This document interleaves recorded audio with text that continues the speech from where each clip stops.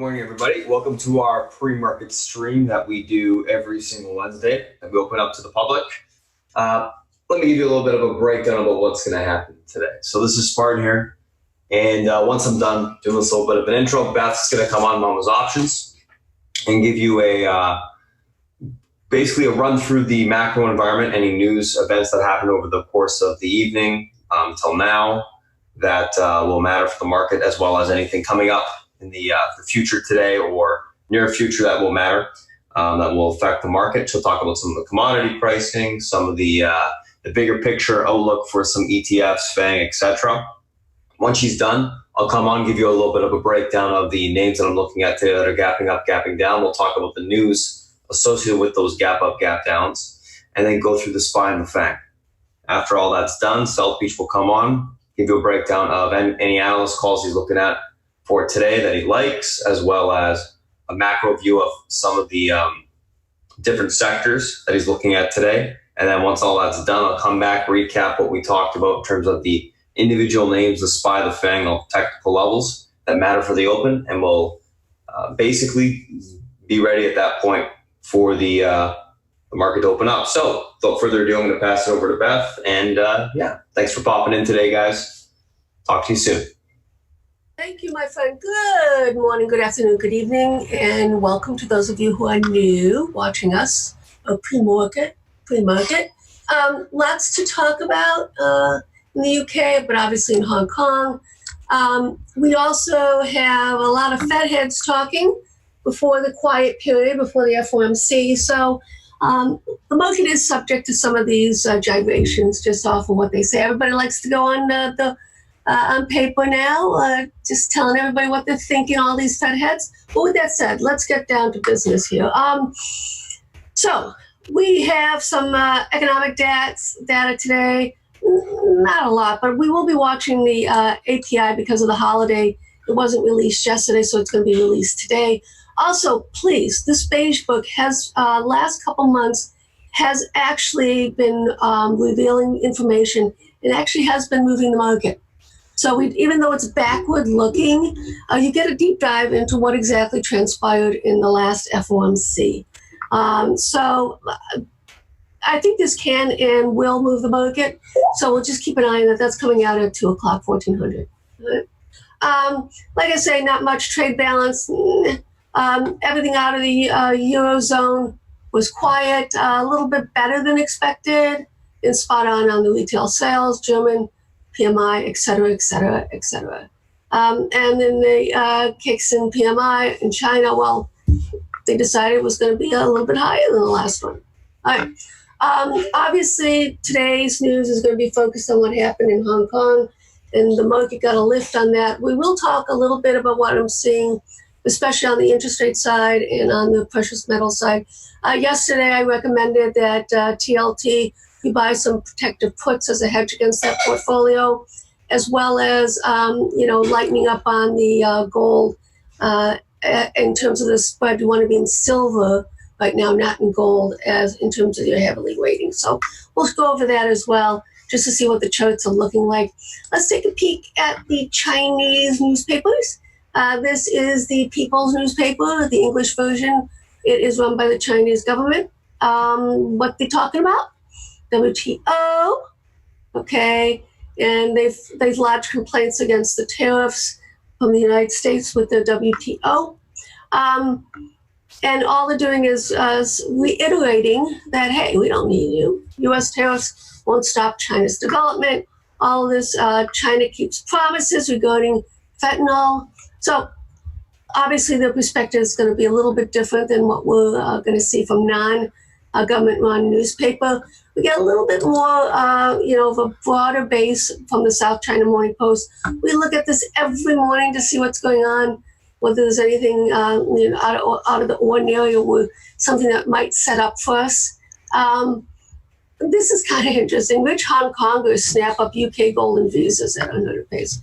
Obviously, the unrest in the Hong Kong area is creating some uncertainty in terms of the wealthy. So they're thinking, maybe we want to get out of here, right? What's really important also is that they're going to set up a platform, a discussion And I wouldn't be surprised if some of the individuals who were leading the resistance have a voice on that. That actually would be super cool.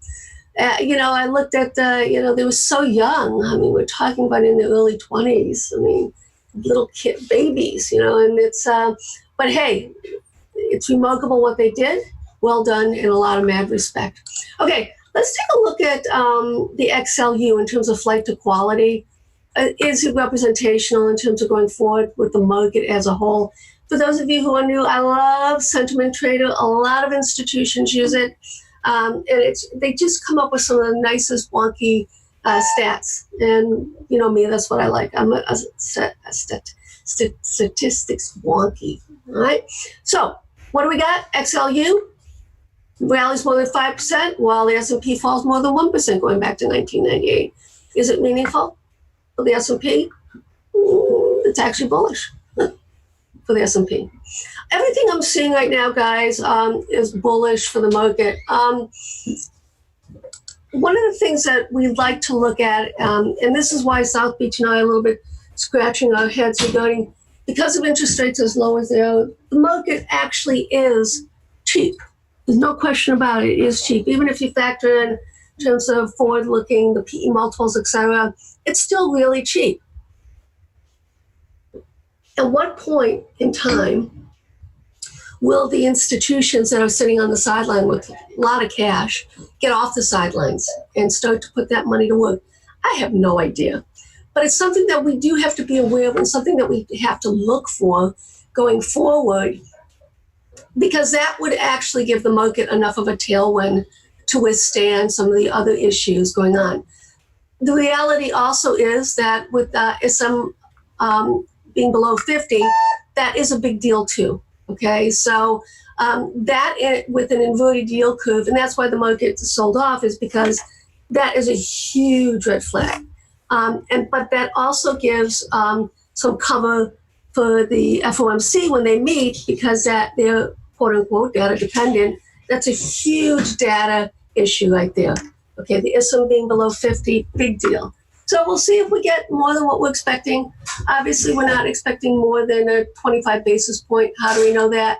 It's the Fed funds. All you have to do is go to CME, and it will show you what they're looking at. Cap down 2 weeks from today, and 5 hours, 51 minutes, et cetera, et cetera.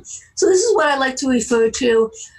Because of the ISM below 50, this popped up a little bit from the day before, from last week. All right, so 88% says 25 basis point, and here you see 11.9%. This is starting to grow. Is looking for a 50 basis point cut. I think they're going to give the market a 25 basis point, unless we see some more data that would be reflective of a softening economy.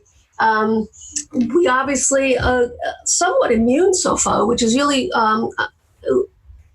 unheard of, unprecedented, with globally Europe as well as Asia has a softening economies, and we're not sure yet. We've discussed why. It's because I think that disposable income is higher than normal because people aren't buying homes to the same degree my generation would buy homes, as well as automobiles, etc. So that actually can continue on for quite some time and provide confusion in terms of the data. Let's look at October as well. As you can see, 31% say no change into October. An additional 25 basis point is being factored in. So that would be 50 basis points from this month to next month. And we still got those pesky little 50 basis point cuts coming in. Right? Okay. Let's take a peek now at some of our spreads and some of the commodities. We like commodities. There's a lot of different spreads that we look at. A lot of this has to do with, going back decades. This is what I'm familiar with and like to look at. Is basically there's the gold oil spread, which is heavily traded. This is another one that I'm looking at as well, the gold silver. This actually, if silver starts to outpace gold, which is what we're going to start seeing, that's actually a negative for gold, guys. This happens at the tail end of a meaningful rally in the gold market. Do I think the rally's longer term done? No, I don't. But I think we're going to basically, especially into FOMC, start to see profit taking on the gold side, and basically the silver will continue to outperform. So I basically am heavily weighted on the silver side, and I've lightened up on the gold, but I've also bought some protective puts on the gold side as well. And that's how I'm playing it into the FOMC. Let's take a look at a crude gold spread. I've been talking about this, that I think we've got a little bottom in place. And as you can see, we're starting to push here. The key is going to be whether we break out of this range or not. I think we actually will. We'll have to see what the API numbers are going to look like this after, whether we get another surprise draw or not. We know that from yesterday, a lot of cheating going on the OPEC side, but Saudis are not cheating. So we'll have to keep an eye on that. Like I say, I'm looking for crude to outperform gold in the next phase, probably for the next few weeks, maybe a month. A lot will depend on what happens with the FOMC. There's absolutely no way gold is not going to have some sell-off going into the FOMC. All right? Okay, let's take a look here at the Eurozone. This is futures. We actually want to see this. This will give gold a little bit of support because of the pegging as with the US dollar. We'll see what happens here. We have a potential meaningful low here in the euro. That actually would be bullish for gold if we can start to break through this. But you know as well as I do, Draghi and the ECB, they're going to throw the kitchen sink in terms of quantitative easing. We'll have to wait to see next week when they have their meeting before our meeting, FOMC, to see what they do in terms of quantitative easing. They already said they're going to do something. We just don't know what it's going to be. And when they do it, it'll be on multiple fronts. Let's take a look at the 10-year. Once again, we got a little bit of a double bottom here on the weekly. On a risk-reward basis, my price target was 130 odd. And on a risk-reward, you really can't be loaded up on the short side here on the interest rates, long TLT. So what we did yesterday was I advocated, we've already taken half profits on our TLT trade, and I basically posted TLT puts that we wanted to be in, and actually that's looking like it's working fairly well as a protection overnight. So we'll continue to keep that hedge will be on into FOMC, guys, on the TLT. Okay, let's look at the dollar yen. That's also an indicator for us in terms of with the market. It's a safe haven. We're seeing a little bit of bottoming here. The key is going to be if we break out of this sideways consolidation. That will be meaningful, guys, and that will also let me believe that gold actually has more room on the downside, and that we're already starting to see the major high top in gold. All right. Let's take a look at the Chinese market, the new yuan. We've got a little topping tail here going on. What I'm expecting right now is sideways consolidation within this range and a continuation higher. The reality is for every increase on the tariff side, on the U.S. side, the Chinese have to devalue more and more to offset that tariff increase. Let's look at the FXI. There was a very large call sweep that went through the other day, and I kind of ignored it. I normally follow it, but I ignored it. We actually are seeing the large cap, and the Chinese names will be in play today. That kind of is important to me. We've got a meaningful low. If we continue to break through here, we've got some nice room on the upside. And what's going to happen is I'm going to buy some out of the money FXI calls as a result of that. Okay. So let's take a look at the stocks now, the ETFs, etc. VIX, what's going on here? Obviously, this is going to be breaking down to the 18 level. Key support is going to be the 50 EMA. This is on the daily. Irregardless, it's going to be the support. We do have the support line coming in right now at 17. This is the uptrend line at 1764. All right, that's on the daily. I like to look at the weekly as well. In fact, I focus mainly on the weekly. As you can see right here, there's a little bit of a different narrative. It's sitting right now 1813. It's breaking this fib. So that is notable for me on the weekly. All right. something that we cannot ignore. Let's take a look at the put call. We do have VIX, but it's more of a hedge against the portfolio. Put call, we knew it was going to have to come in. It's still, it's going to yank this morning, and it's probably going to yank down to this level right here, 57, and it's going to get bought up the way it normally does. We will probably revert back to the mean, okay?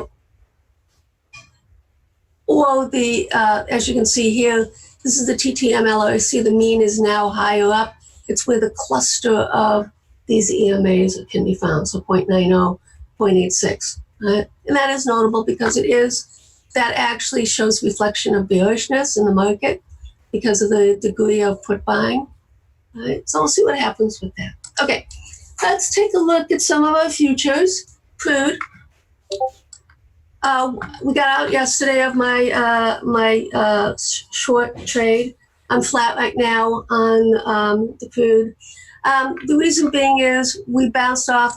I should have gotten into the UCO. I did not. We're range bound for now. It's bouncing off of this line, and then let's see what happens up here.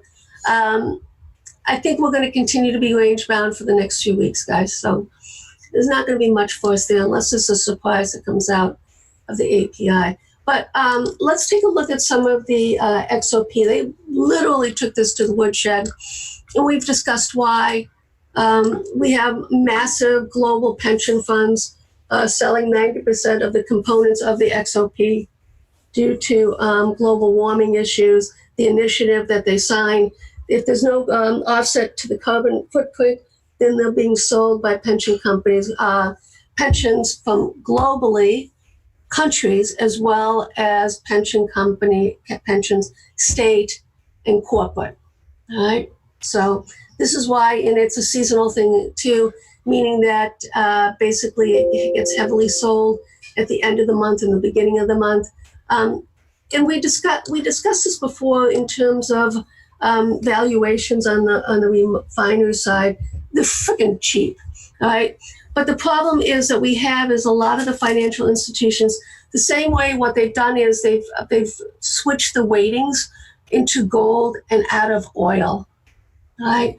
So the money that would normally be a tailwind for the refiners isn't there, because you're not seeing the buying of it on ESOPs, et cetera, right? So that what you have to do is you have to pick out individual names that can withstand, that do have offsets on their carbon footprint. Right? Let's take a look at gold. All right, so line in the sand, 1520, right?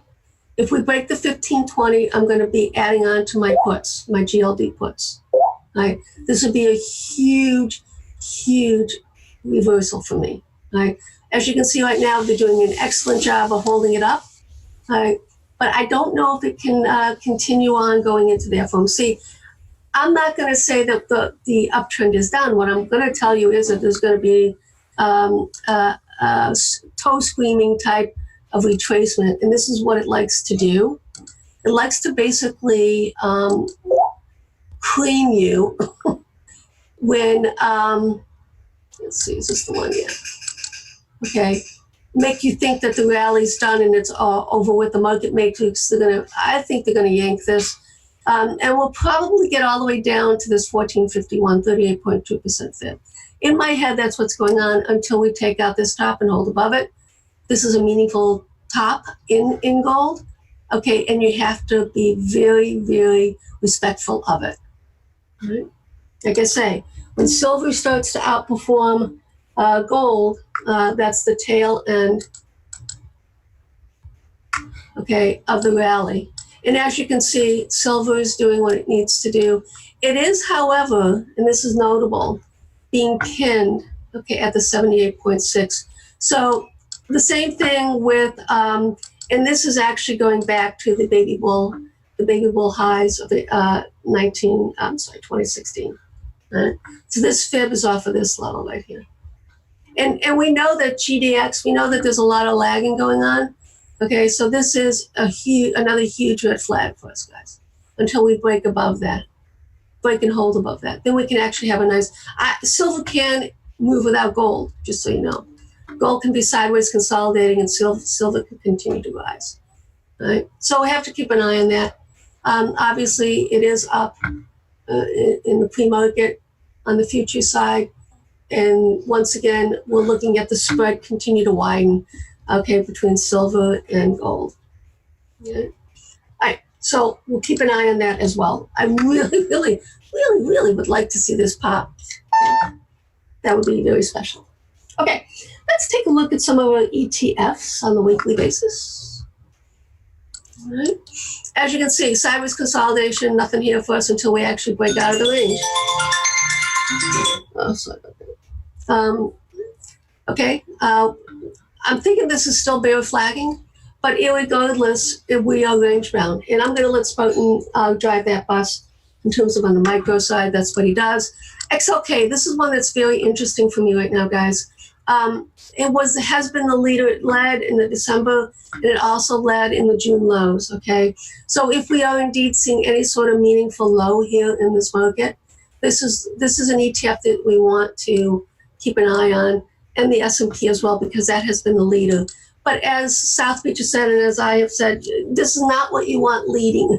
We really want the semis to lead, the NASDAQ to lead, the tech side to lead, if we indeed have a meaningful low in place, okay, in the market, going back to here in August. It won't be determined, guys, until the FOMC. I just don't see any ability. We're going to get that nice little bounce off of what happened in Hong Kong. But for all intents and purposes, you can see all of these ETFs are sideways consolidating on the weekly. We have no meaningful breakout yet. Okay, but we'll keep an eye on it to see if we do. And it will be actionable. I will buy, if we do break out on this XLK, I will buy some out-of-the-money calls with the expectation we're going to come and go all the way back up to all-time highs. Right, so it's that important. So that's going to be a guiding light for us right now.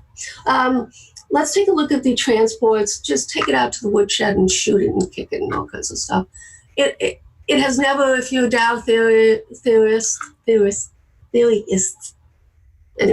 the Dow theory basically, this is another red flag for us. It's like the small caps, right?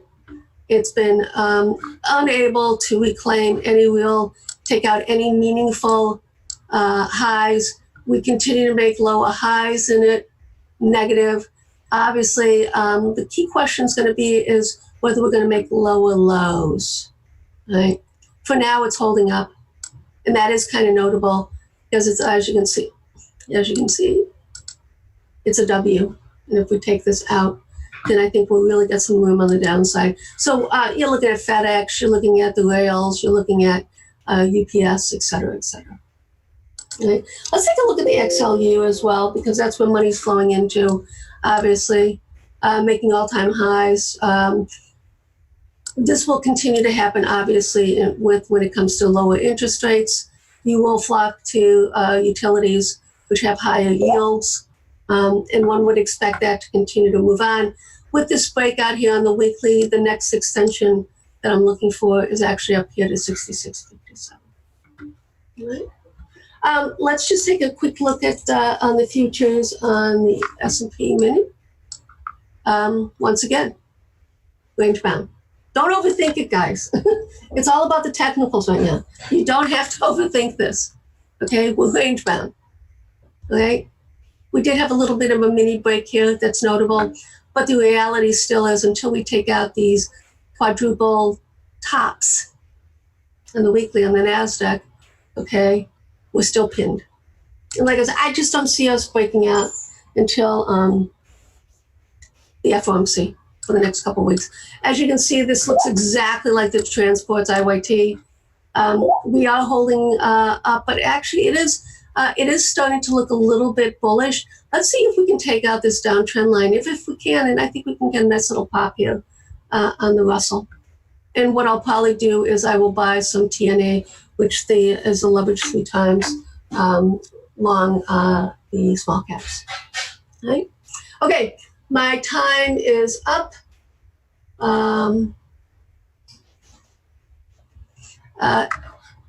Spartan, are you ready? I just saw that at Starbucks. Thanks a lot. I'm ready. All right, guys. Again, welcome and enjoy. Cheers. Thank you so much, Beth. All right, guys, let's pop up the screen share here again. If you guys are just joining us now, that was Beth. She was just going through some of the macros as well as the bigger picture stuff. This is Spartan here. We're going to be talking about the individual names I'm looking at today that are gapping up, gapping down, as well as the SPY, the FANG. Go through all the technicals on those, break them down. If you guys are brand new to the chat, I will be posting that Discord link later on in the Zoom chat there for you. So just wait for that on the back end. Let's take a look at what we got going on for today. So pre-market tickers on watch today, a couple different things. OPGN, TOPS, COOP, Roku, TSN, NAV. So OPGN, Curtis and OPGN entered into a definitive agreement to combine businesses. They're gapping up on that. TOPS running on earnings, net loss decreased by 91% to 0.6 million. Total assets increased by 423 million. Low float stock pushing as well this morning. COOP earnings mix positive, EPS and rev beat year over year, 54.3% growth. Q3 guidance raised, fiscal 19 guidance raised. So overall, really great earnings. Roku, DA Davidson maintains their buy, but what they raise of their price target to $185 from $135. That's the street high now. So you can see Roku's gapping up on that, which is great for our overnight positions. TSN company issued fiscal 19 EPS guidance below analysts' estimates. And lastly, NAV earnings beat EPS and revs. Year-over-year growth 16.7%. 2019 guidance for the revenue was inline positive. So that one is gapping up as well. Let's take a look at all those things in general. We can obviously see just real quick, just a quick note here. Market gapped up overnight. The VIX is gapping down. However, the VIX is still above the support on the daily that we need to see, aka the 2651 area. Once that area breaks, then you can actually get bullish on the market breaking out of the range. We'll talk a little bit more about that in the near future here after we talk about these individual names. So let's talk about COOP and let's do OPGN and TOPS first.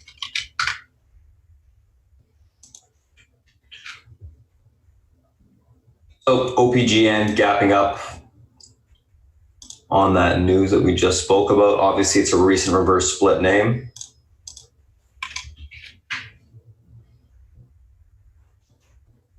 Let's take a look at where it's got room to. Obviously, we can see that. Okay. 1206. Let's go back a little bit further if I can. I don't think I can. Nope.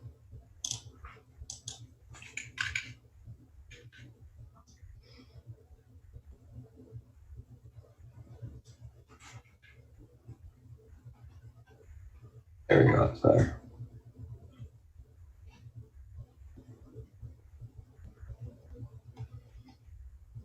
And 1221, 1274.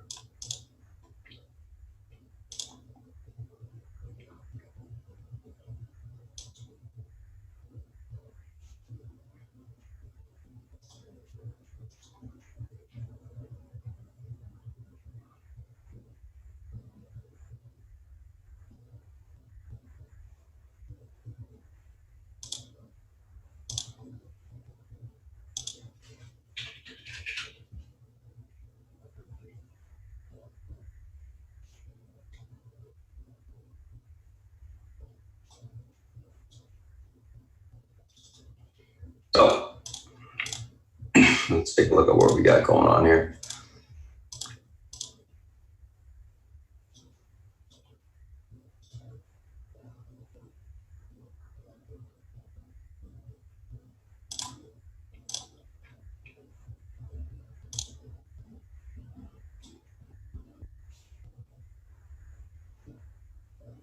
$16, $15.22. Gotcha. So that was a little bit too far away to do. No worries there.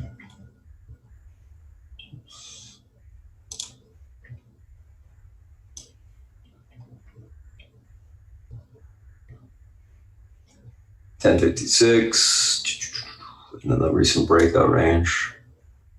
Should be okay.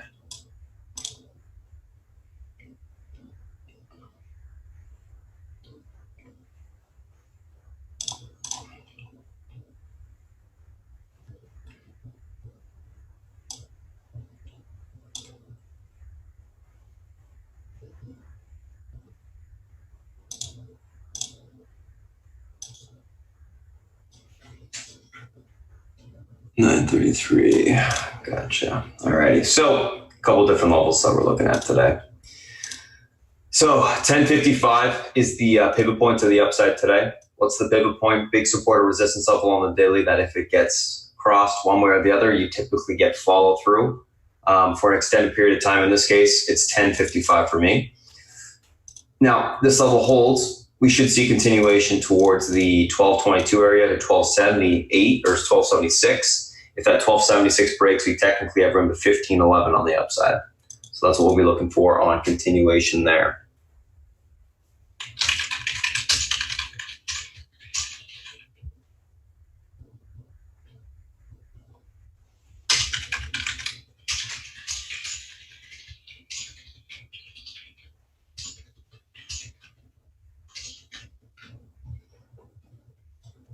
So we break through 1222 to 1276. We got room towards that 1511 area. Unable to hold the pivot point 1055. We look for a pullback towards 935 to the 805 area on the downside. And we can look for some basing down there for a little bit of a bounce. In terms of how to be playing this thing, watch for the flag break to the upside.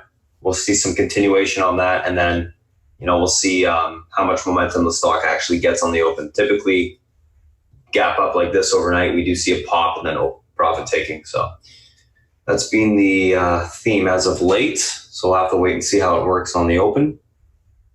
Tops, let me just do this, turn off the synchronization so I can chart it out.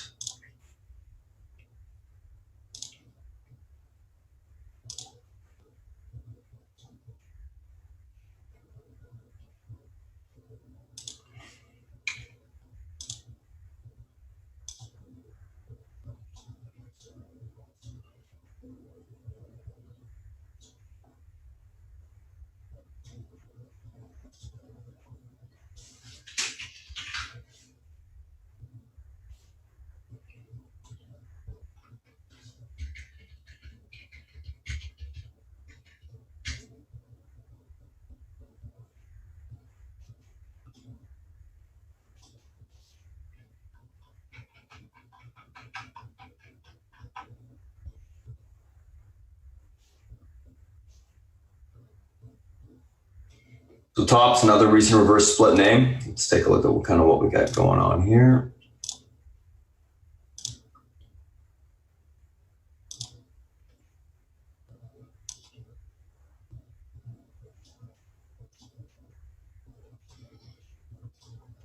Let's get some Fibonacci ranges in this chart here.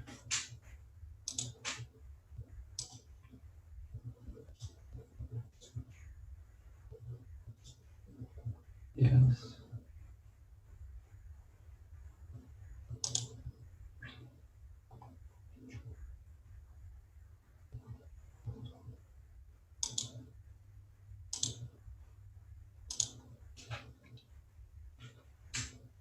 Six. Get rid of that. All right.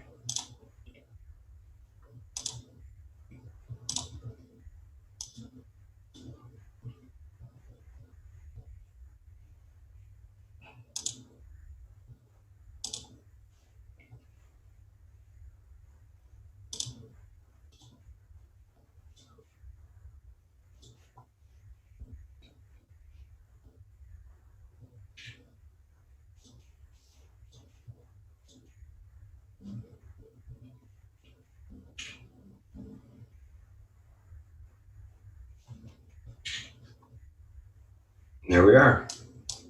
So, tops. What do we got going on here? 935 is your pivot point to the upside today. If this level is unable to hold, we look for a pullback to 826 to the 781 area. If those areas break, which it's testing right now, we'll see the stock gap fill. That entire movement from overnight. If we're able to get back above the pivot point 935, look for continuation into the 1022 area of resistance. If we break through that, we can see further continuation towards 1159 to the upside right now. So I'll be looking for a little bit of pullback on the open. We'll see if we can hold the support. If we do, watch for the volume to come in for this thing to push. So leaning bullish on some basing to the upside. I do think we can see a little bit of a bounce push on this name. I don't think it's just going to die out, but we'll have to wait and see on the open. That's just what I'm thinking right now. Take a screenshot of this and let's move on to the next two, which are Coop and Roku.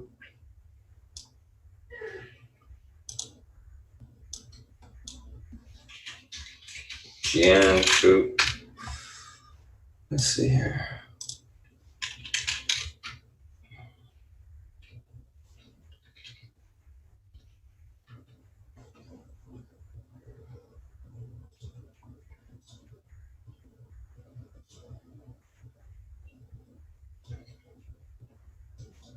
So Coop gapping up to all-time highs right now in the pre-market. Let's just mark the recent range breakout. I'll be able to nail it, but we'll see. That works. That's close enough. 148.87.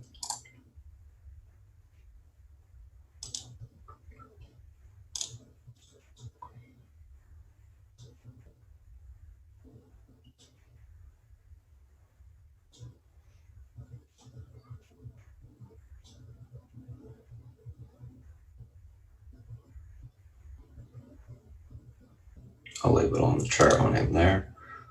Just give it a second.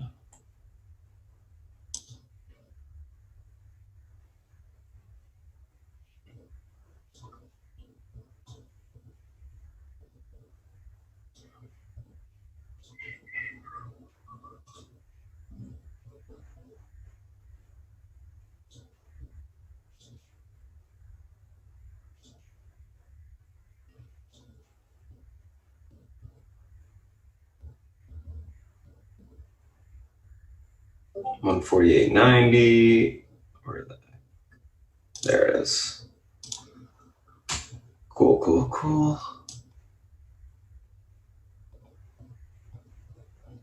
145.61.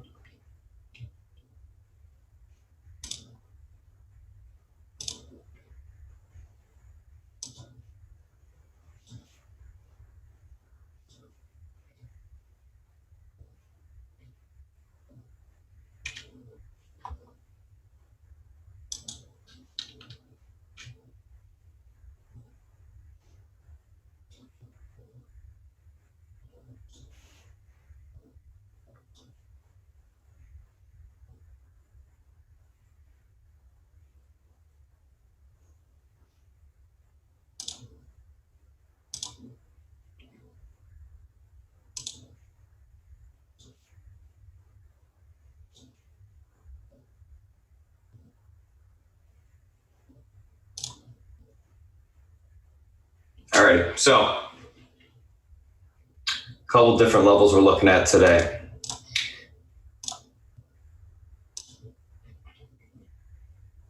Pivot point on the stock is the 148.90 area to the upside, which is the all-time high breakout. If we can, 148.90. If we can hold this level, we should see continuation to the upside into the 153 level. Extension level to the upside. That breaks, we see 156.70 on continuation. Unable to get above 149 or 148.90 and hold, look for a pullback towards 145.62. If this breaks, we got room back towards 141.11 on the downside, possibly lower end 137. Overall leaning bullish, looking for continuation on Coop to the upside. I thought the earnings were great. I liked it technically speaking. We just need to take out this all-time highs, hold above it for confirmation, and we should see continuation up there. So overall looking good. Let's take a look at Roku.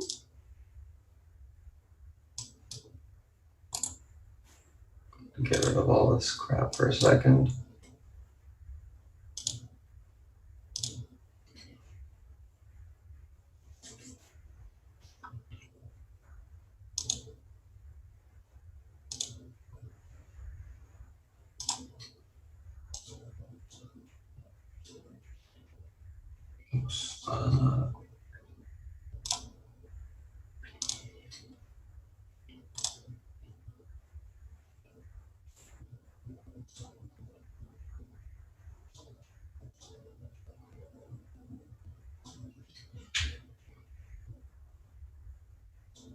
redo that. I have to turn off the synchronization on all my charts because these things are in the same time frame and they seem to, or same price range. They always seem to, for some reason, post everything on all charts, which is super annoying, but it is what it is.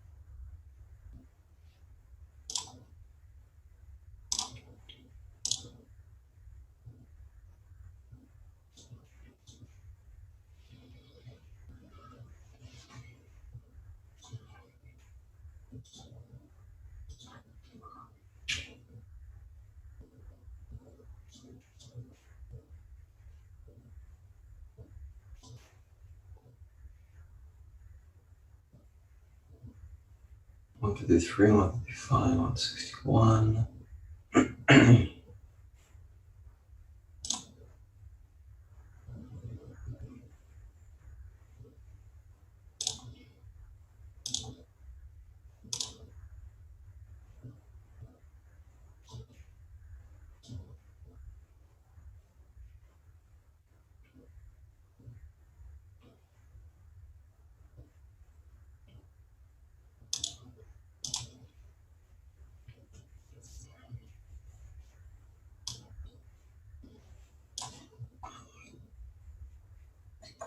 The top channel, middle. Okay, we should be good.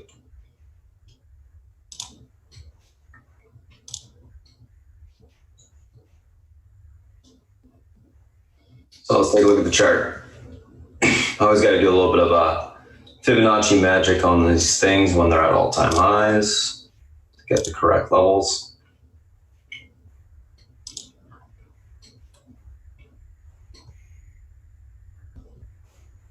So, a couple different areas that we're looking at today on the upside. We can ignore these bottom ones.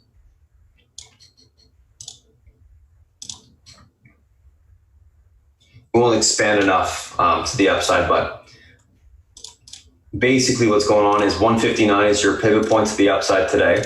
First resistance is 161, and then it's 166.80s to the upside. If we're unable to hold the pivot point, 159, we're going to be looking for a pullback towards the last day's close price, which is 157. And then if that breaks, which is also the high of the day yesterday, we can just use that high of the day actually, 157.22. If that breaks, then we see further continuation lower towards 155.13. So we can see some basing down there to take the stock long. Overall in Roku this morning, going to be looking for continuation of the upside bullish. I think it's going to be squeezing. I think people were getting caught short in the name, which is great for our positions. For continuation of the upside, so I'll be looking for that break of the 161 and continuation towards that 166.80 area on the upside. So that is Coop and Roku. Let's take a look at the next two, which are TSN and NAV.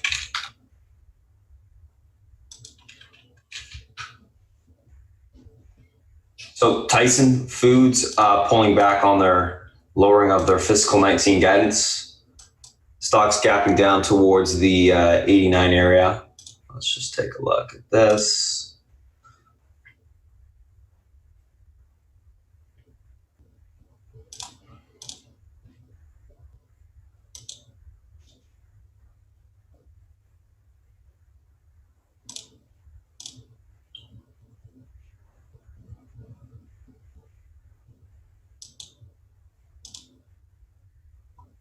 Oops.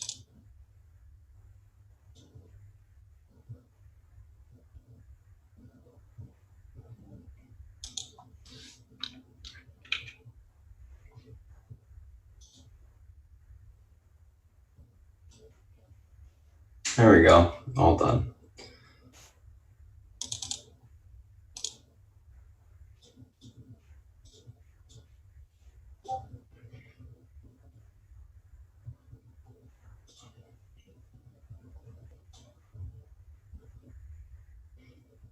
So Tyson, pivot points to the upside today, 88, 86. If that level holds, we should see continuation into the 90.37 area. That breaks, we can get a further push to gap fill into 92.28 to the upside. Unable to get above the 90.37 area, or sorry, unable to hold the 88.86 area, the pivot point. We look for a pullback into the support down here at 87.50. If that level breaks, we'll see further continuation lower into the $86 area. And you can see there's some other supports from before down there as well, which are still valid, but these are the ones we're going to be looking at immediately being either tested or broken through on the open. So 88.86 pivot point, 87.61 support, 86 support. If the pivot holds, room towards 90.37 to 92.28. We can look for some topping up there. It is a lowering of guidance after all for the year. If it's unable to hold 88.86, pull back to 87.61 to 86, possibly a little bit lower to 84.68. We look for basing down there. So that is TSN. Let's take a look at NAV real quick.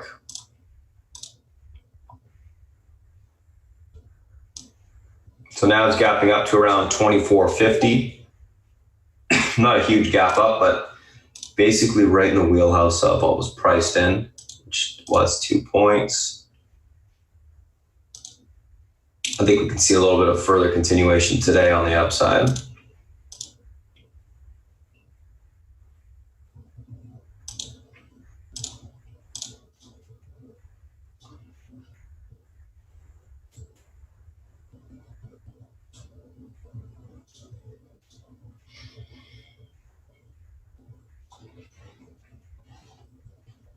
So pivot point to the upside today is going to be this. Missing a level, one sec.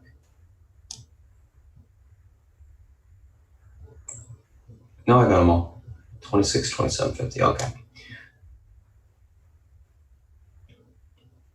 So pivot point to the upside today is going to be 24.65. If this level is unable to be reclaimed, we look for a pullback to 23.33 to the 22.48 area and basing there to take the stock long.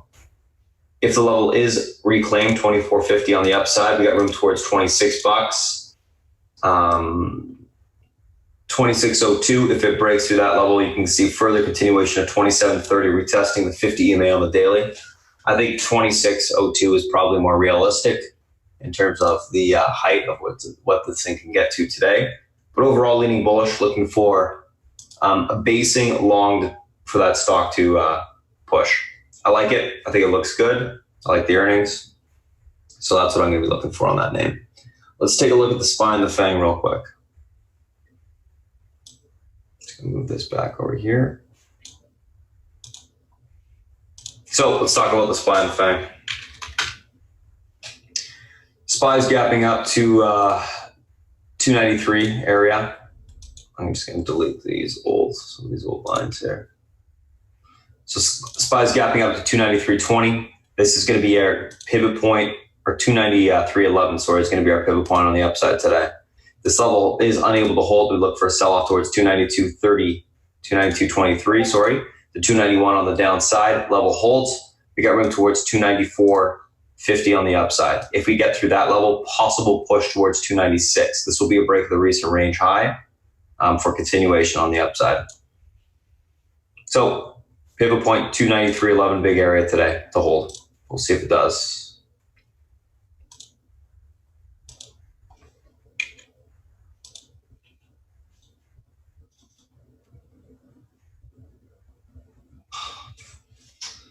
Platform just crashed right when I was taking a screenshot of that.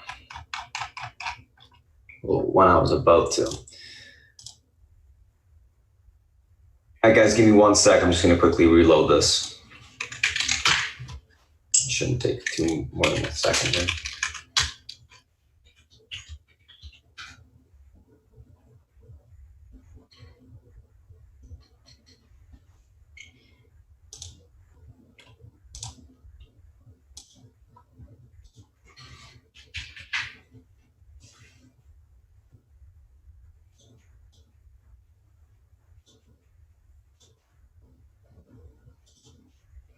Just real quick while it loads, the VXX pulling back under short-term EMA support. First good sign. It's going to be pulling into the uptrend on the daily as well as the 50 EMA support, which is a big level for me. If that level is able to hold, the VIX holds up, market's unable to push. Last time we retested that level, we saw the market pull back pretty hard off of it. And then we saw the VIX rally, so it's something to keep an eye on. And that level today is going to be the 26.55 area. So going back to the SPY, we were just talking about here.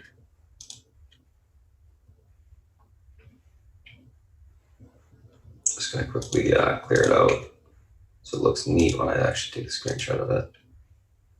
There you go. So real quick little recap. 293.15 pivot to the upside today. If this level is able to hold, we got room at 294.50 and then 296 on the upside. Unable to hold the pivot.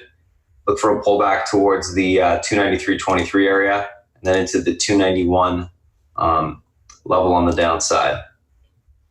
Overall leaning bullish. Looking for a continuation on the upside today. I think it looks good. Cool. So that actually did not crash when I screenshotted it.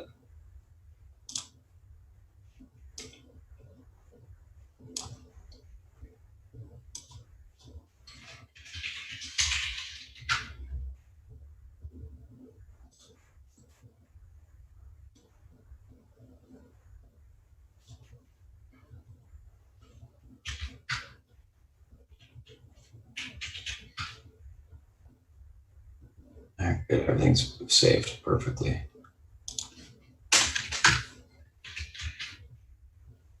As we talk, guys, I want you to keep an eye on this name here. OPGN. It is flagging to the upside. You can play that long on the flag break in the pre-market.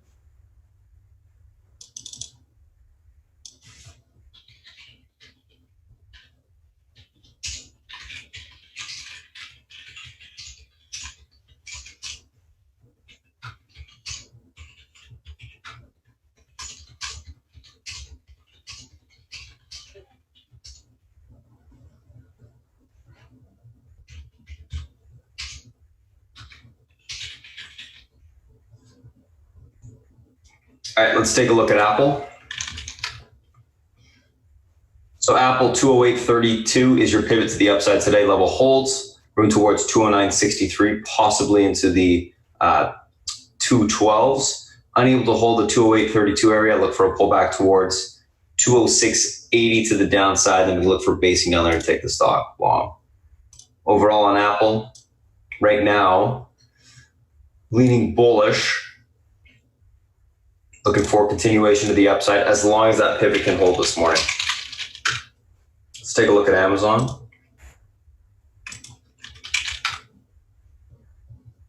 Amazon 1806 pivot to the upside today. Level is able to hold, room towards 1823, 1824 area. 1806 unable to hold, look for a pullback towards 1796 to the 1785 area to the downside. You look for basing down there to take the stock long. If 1785 does break, we can see a continuation sell off towards 1765, just as a quick little note there on the downside.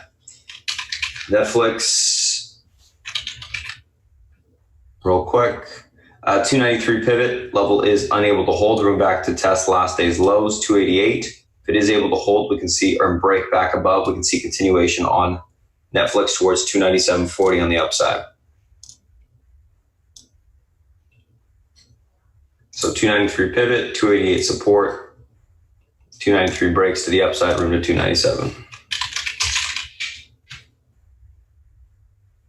Take a look at Facebook.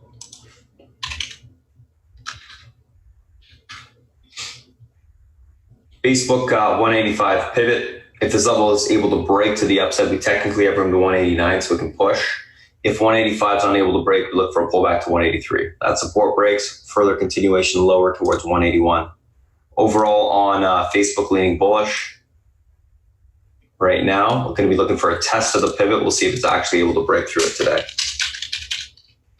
last but not least, let's talk about Google.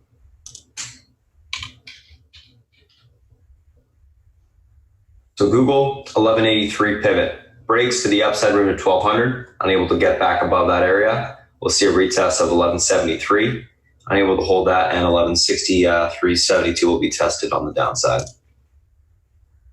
And that is Google. So that's the 5 FANG individual names that we're looking at today. I'm going to pass over to South Beach. We'll come give you a breakdown of the macro environment as well as any analyst calls he likes for the day. We'll come back, recap what we talked about, and go from there. South Beach, if you're ready, it's all yours. Morning, guys and girls. Can you guys hear me okay today? Just Mike's perfect. Perfect? Okay, good. I'm glad. Okay, so we got a lot of macro stuff going on today, obviously. We got the China thing with Hong Kong. We'll see what happens with that. It looks like it's a step in the right direction for China. But how it affects the U.S., I'm not sure it does. And we have, more importantly, I think, that affects the U.S., this Brexit situation seems to be, they don't want this hard Brexit in the worst way, okay? In my opinion, watching Britain is just very sad, what's going on there. And we'll see what happens, but it seems like Parliament's in control now, and there'll probably be an election, et cetera, et cetera. Place is a hot mess. But basically, the theme today is global growth will be, a better picture for global growth. And so bond yields are a little higher, and it's a risk-on situation. The problem is, like I've been saying all along, the majority of the moves that we see are overnight moves.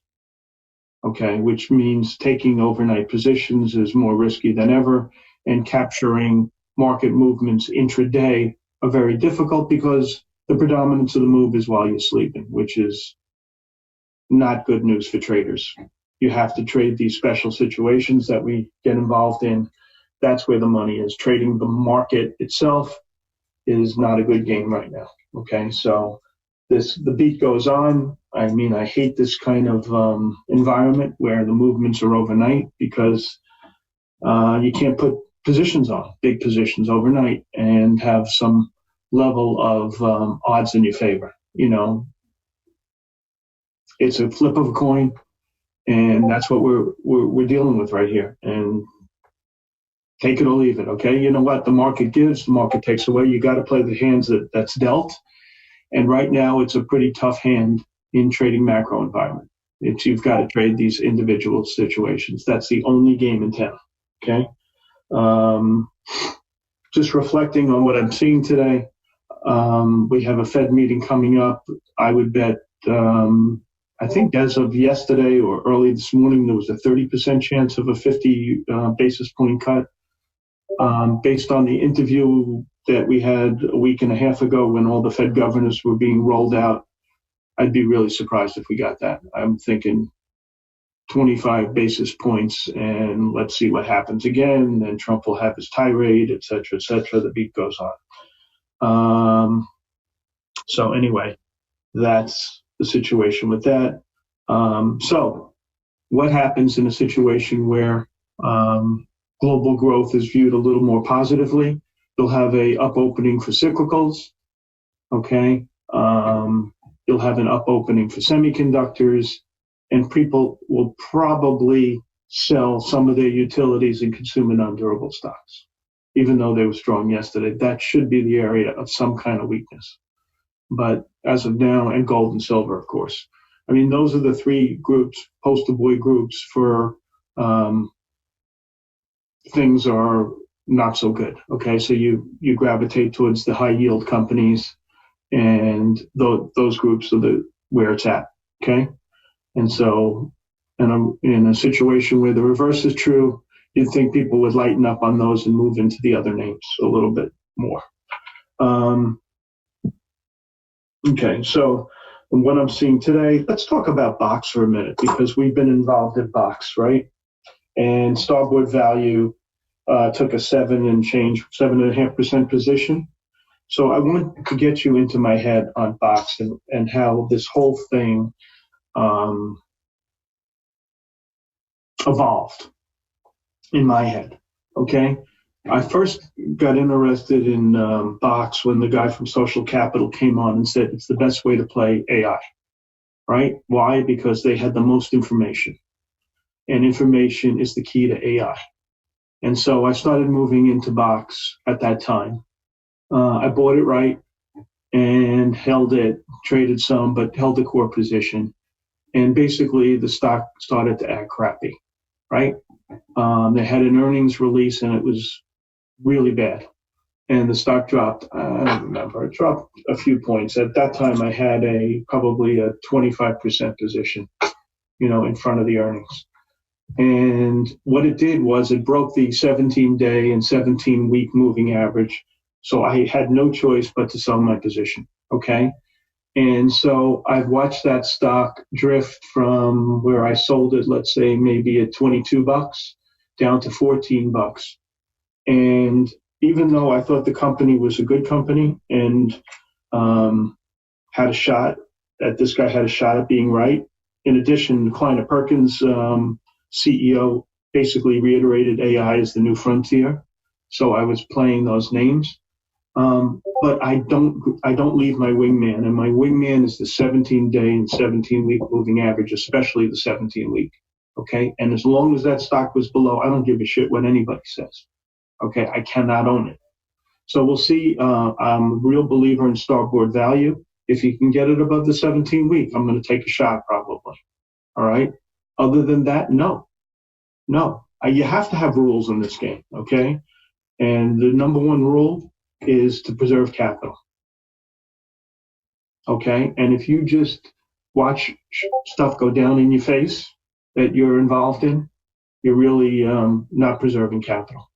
And so that's the main thing. If it can trade above the 17-day, listen, I think the CEO that runs this company, I think his name is Levi, I think he sucks. Okay, he's way out of his element. They've missed earnings three quarters in a row. The guy's a lemon. So if I know Starboard pretty well, he does not often replace CEOs, but he does if he has to. He put a new CEO in pizza the other day. So I think in this case he has to, and I think they're going to replace the guy, and I think the stock has a shot. But until it goes above the 17-week, I'm staying away. Okay. So I just wanted to get you into my head of how I look at these kind of names and how I trade them and the rules that I have in place to preserve capital and also make some money. Okay, so what else is coming out today? There was news in Starbucks that they lowered their guidance a little bit. Stock's down a little bit, nothing major. But when I see that, I'm saying, maybe this China thing, they don't want to buy U.S. goods. Like I don't want to buy Chinese goods, okay? If I see made in China and I see made somewhere else, if given the choice, I buy somewhere else, all right? Maybe they're doing the same thing, which leads me to believe that Yum China may miss earnings, okay? You got to think a little bit out of the box. And so that's on my list of things to watch on the short side today, Yum China. The other thing that sticks out to me today, JetBlue came out with their RASM numbers. That's revenue for available seat mile. That is the magic number in the airline industry. All the other shit doesn't matter. Earnings, all that stuff doesn't matter. It's revenue per available seat mile. And it was crappy. And they reduced it. Okay? So JetBlue is a real, kind of middle of the road airline. And I think what's pervasive for them, basically a domestic airline, they don't really have a huge business contingency on their plane. The other ones are more skewed towards the business traveler for profits. But I think that this is a heads up. Okay. And so I'm going to watch these things very carefully and watch how JetBlue acts. I mean, this is a wake up call. So keep that in mind. It's a well-run airline, JetBlue. They know what they're doing. Okay, they know how to maximize that revenue per available seat mile. They have in the past, and so that's something I'm watching very carefully as well. Another thing I'm watching is this TOPS had good earnings. I've seen really big buying in Eagle. I've discussed it with you before, and SBLK. TOPS is a petroleum and chemical shipper of shipper versus the other two being dry bulk. All right, but I've seen such big buying that those are on my radar also. The SBLK chart is pretty decent, and Eagle's not bad. Let me just double check Eagle. Eagle's nothing. Okay, SBLK is I like the better out of the two, but I'll be watching that as well. What else do I see today?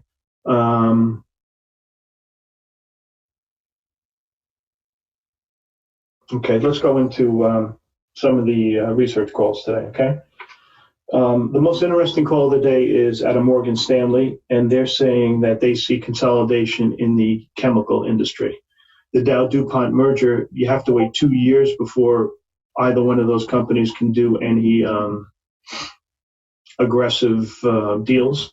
That's a rule when they have these mergers. That deal, so as of September 1st, DuPont can do something.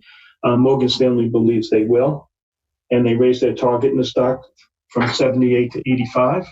Okay, the stock has acted like pure garbage for a really long time, but it's not far away from the 17 weeks, so I'm watching that carefully. The guys who run these Dow and DuPont, same CEO, or chairman, I should say, he's a very aggressive on the M&A front. Okay, very smart CEO. This Dow-DuPont deal did not work out the way he wanted it to work out. And Dow especially is trading on yield. I mean, stock yields on, I think, 5.5 or 5.7%. The machine here says 2.2. That's incorrect. So I think there will be a deal in DuPont. You got to keep an eye on that. And the other name that he liked was, I think it was CF, if I'm not mistaken. Hold on. Celanese, whatever the symbol is. A CL. I can't read my own writing. Well, I don't know what the symbol Celanese is. Let's see. That's something I rarely trade. Celanese is CE. Sorry. And he was positive on both of those. More constructive on DuPont, however. What else? MU, a couple of guys raised that stock today. I talked about it yesterday when the research was saying Sakanagi over at Bernstein was saying that they're making a lot of money on DRAM and NAND and AMD chips, and selling it, putting it in their phones and upping the price point on the phones, led me to believe that MU and Western Dig had some room to raise prices, and we're starting to see guys raise their target in MU and Western Dig today. Mizuho did it, and as did Deutsche Bank. Okay, Deutsche Bank. So not a surprise there. PM and Mo, interesting call there. Citibank thinks the odds of the deal are not that great. I said that when I saw when I spoke to you yesterday about it, only because a lot of times these companies will do a trial balloon to see how the street acts if they announce something. And the street did not take kindly to that merger. These companies are trading probably where they are in a large part based on their yield. I think the fact that they want to merge means the business they see going forward, it softening somewhat. So I don't like the companies, but I don't think there's going to be a deal.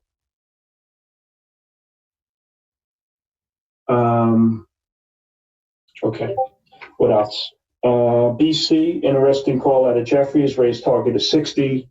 They say this is the best environment it's been in a long time for this stock. I look at the chart, I see a down stock. I have no interest in the call.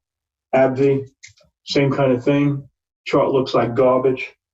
And Piper reiterates the outperform and raises the target from 80 to 81. So I guess he feels, okay, I've been wrong and I'm going to stay wrong.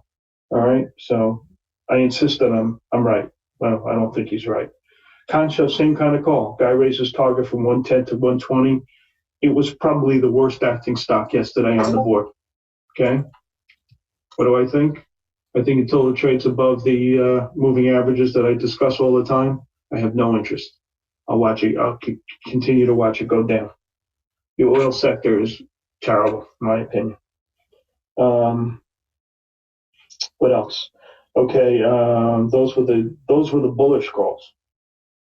Oh, and someone was bullish on Pfizer with a 47 target. Okay, great. You're wrong there too.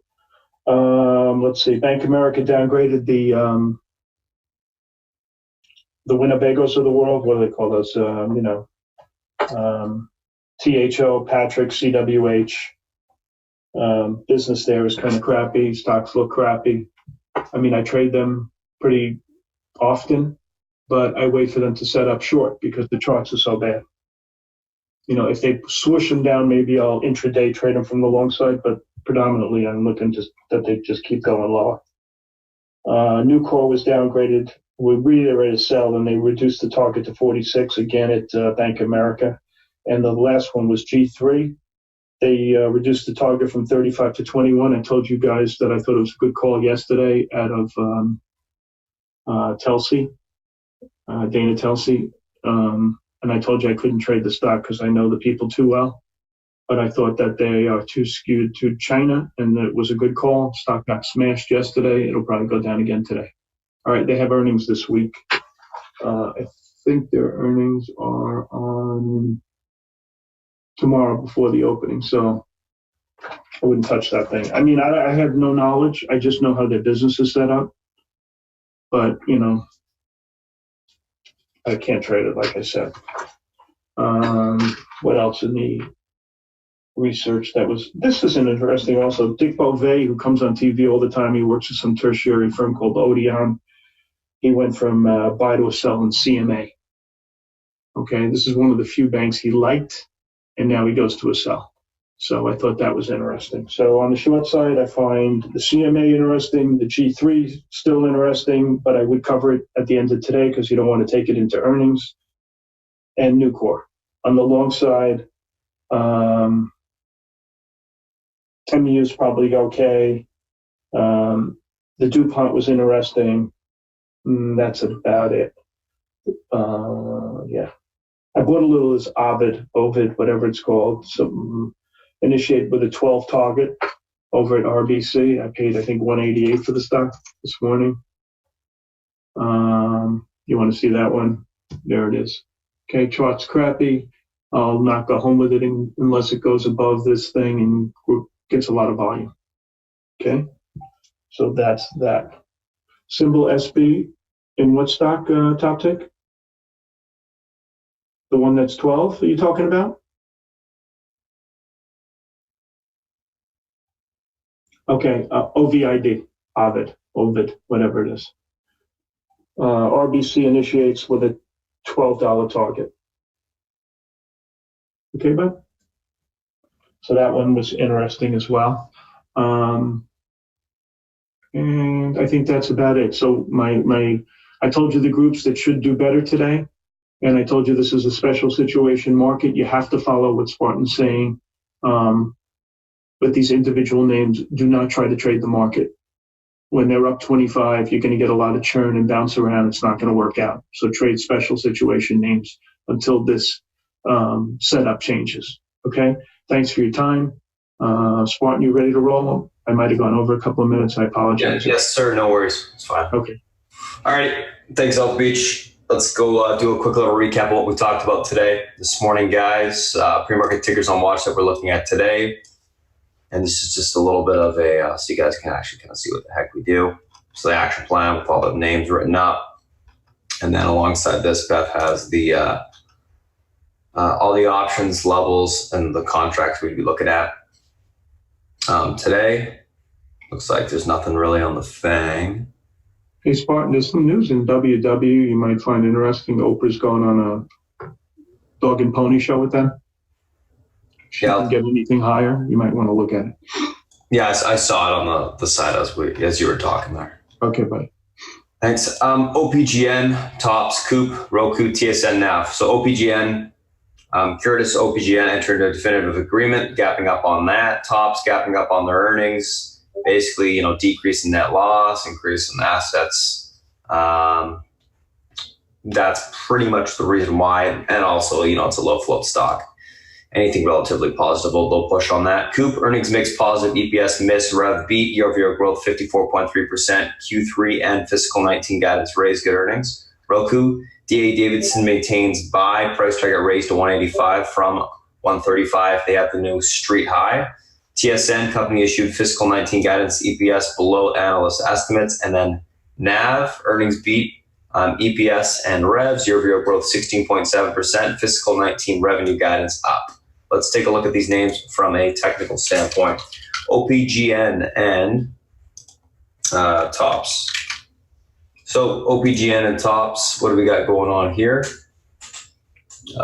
Basically what we're looking at is OPGN 1055 is your pivot point to the upside today. What's the pivot point? Big, strong support resistance level. That if it breaks, we see continuation one way or the other. In this case, 1055 is that level. This level holds room towards 1222 to 1276. Unable to hold 1055. Look for a pullback to 935 to 805 on the downside. You can look for basing on there to take the stock long. Overall, I'm looking for on the morning break of the flag, pop, and then we can see if there's some topping that occurs after that. Tops, 935 is your pivot point to the upside today. This level is unable to be reclaimed. We're going to sell off to 826, which we're at right now. This is unable to hold. We'll see 781. If that breaks, we gap fill entirely. If we are able to hold these supports, we look for a little break of the downtrend, pop into the pivot. We get through that this morning. We'll see 1022, possibly 1159 to the upside, and that will be that. After that, we'll probably just look for that topping, short the stock. If you got Boros, Coop, and Roku. Coop 148.90 is the pivot to the upside today. Level holds room towards 153. We break through that, we'll see 156 to the upside today. If we're unable to get through 148 or unable to hold 148.90, which is the all-time high break, the upside, look for a pullback to 145.62. If that level breaks, we see 141.11. We can look for basing down there to take that stock long. Roku 159 is the pivot point to the upside today. That level holds, we got room towards 161, which we're breaking through right now. And then if that gets taken out, we'll see the 166.80 area tested to the upside today. That's where we technically have room to now. All-time high breakout. That's the next fib extension I got. For the guys that are holding this one overnight with me on the option side, we'll take some off on the open and hold the rest. If 159 is unable to hold, look for a pullback towards 157.22 to the 155 area. Look for basing down there to take the stock long. So let's take a look at the next two, which is Tyson and NAV.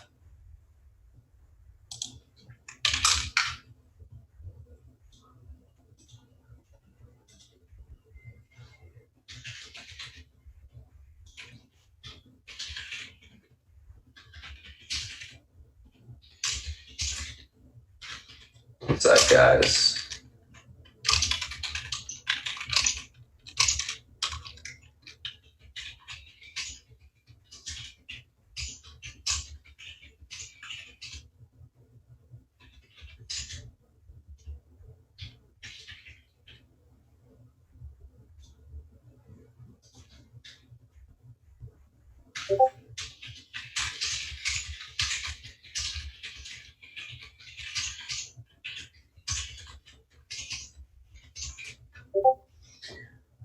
Tyson, 88.86, pivot point to the upside today. 90.37 is the next resistance up there. If that level breaks, we see continuation towards 92.28. Unable to hold 88.86, look for a pullback to 87.61. To the 86 support, we look for basing down there to take the stock long. NAV, 24.65, pivot to the upside today. This level, if it's unable to be reclaimed, we're looking for a retest of 23.33 support to the 22.48 support down here, which is where we're at. basing, take the stock long. If it is able to get through this 24.65, it does have room to 26.02 and then 27.30 to the upside. So I don't think we get higher than 26.02 today on it, even if it does break through the pivot, but we'll see. That's kind of a stretch, in my opinion, but that's where the next technical levels are to the upside. So that's what we'll be looking for that. Let's take a look at the next names that we're looking at today, which is the SPY, the FANG. SPY, 293.15 is the pivot to the upside today. If this level is able to hold, room towards 294.50. Unable to break that level, we'll see 296 to the, or if we are able to break that level, we'll see 296 on the upside. Unable to get above 293.15, we look for a pullback towards the 292.33 area. If that level breaks, we can see further continuation lower towards 291 on the downside. Overall, on the SPY, leaning bullish, but we need to hold this pivot this morning for that to, for us to get the continuation of the upside. So we'll see if we get that. But overall, I want to see market hold up that pivot and then continue to go higher. But we'll see how it acts on the open. Could get a little bit of profit taking if it breaks below that pivot. Apple pulling back a little bit, 208.30 pivot to the upside today. Unable to hold, room towards 206.78. If that level breaks, we can actually gap fill towards last day's lows, 204.55. Able to hold the pivot, room towards 209.55. If that level breaks, we see 212s to the upside. Amazon. 1805, pivot point to the upside today. If this level is able to hold, we should see continuation towards 1824. Unable to hold the pivot, look for a pullback towards 1796 to the 1785 area on the downside. The retest that support. We'll see if it holds up. Netflix, 293, pivot to the upside today. Level holds, room towards 297.80. If we can't get above 293, we'll look for a pullback to 288 support on the downside. Facebook, 185, pivot to the upside today. Holds, or is reclaimed, I should say. We got room towards the 189.23 area. If we're unable to get above 185, look for a pullback towards 193 support. If that breaks, we can see 181 to the downside today. Last but not least, Google. So Google here. What's going on with this? 111 or 1183. 1183 is the pivot point to the upside today. If that level holds, room to $1,200, 1183 unable to hold, look for a retest, 1173 to the downside. If that breaks, we see 1163 tested there. So if you guys just came in and watched the stream today and you guys got any questions for us, you can reach out, Spartan at spartantrading.com or at Spartan Trading at Twitter, whatever's easiest for you guys. Thanks for popping in. We do open the stream up every single Wednesday to the public.